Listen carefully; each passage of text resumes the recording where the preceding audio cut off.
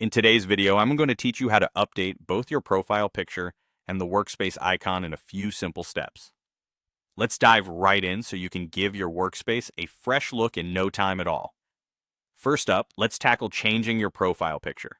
Whether you're looking to update your current one or just fancy a new image, it's a pretty straightforward process. The first thing you'll want to do is navigate your way to the sidebar where you'll see your current profile picture. Give it a click. This action will open a menu where you'll need to select Profile. Once you're in your profile settings, look for the Edit option. Clicking this will allow you to upload a new photo. Be sure to have your new image file ready to go on your device, and remember, it might take a few moments for your new picture to load and refresh across the platform. Now, if you're an admin or a workspace owner, you also have the power to change the workspace icon.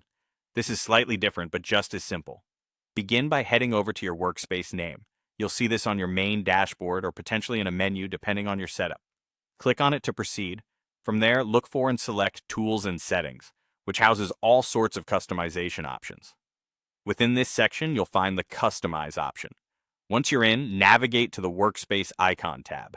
Here, you'll be able to upload a new file just like you did with your profile picture. When selecting a new icon, try choosing one that represents your workspace's tone or mission, since icons are a quick visual cue for everyone in your workspace. Once again, have your image ready on your device.